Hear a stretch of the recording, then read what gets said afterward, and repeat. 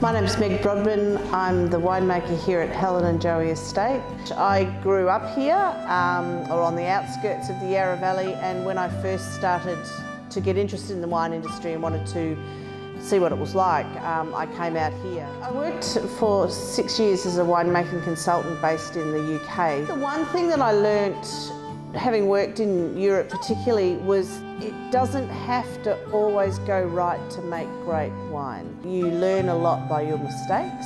We used to joke when we were at uni that my girlfriend and I that we would be our first female Australian Masters of Wine, and I managed to do that, which was great.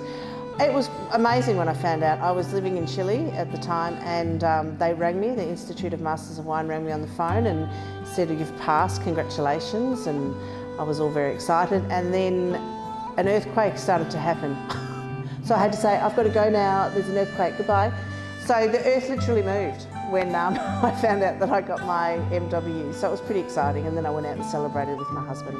He's a winemaker at Stefani Estate, and he just has this kind of organic ability to make wine without really any of the science and get it right, whereas I'm much more scientific in my approach.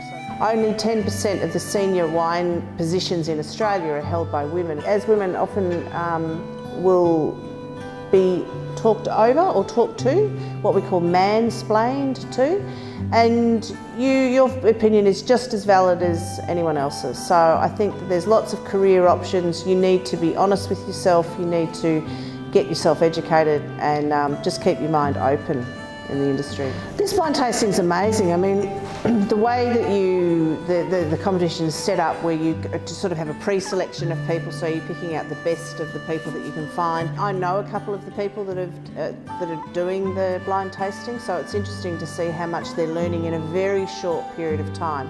I haven't witnessed the final competition in China yet, but I can imagine it would be a very stressful week, so I feel a bit sorry for them.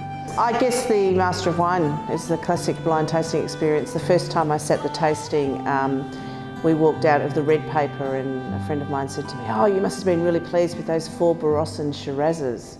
And I looked at him and I said, "Oh, what 4 Barossa Shirazes?" So I picked them as French Merlots, and as a result got a big F for fail. I can't smell black pepper in wine.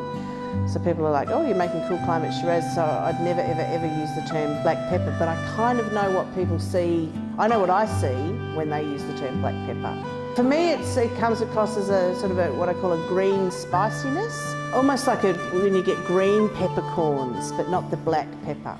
Blind tasting is fun. Be rest assured that it doesn't define you as a person if you get it wrong. People can get very nervous about it and think that they're complete failures, but some days you're tasting really well and some days you're not. Everyone should come down to Helen and Joey Estate to join us for the 2nd Melbourne Wine Blind Tasting Competition. It'll be a lot of fun. You'll see some really good people tasting the wine, and you may want to join the competition. So scan the QR code and then register online to join the competition. I hope to see you here at Helen and Joey Estate.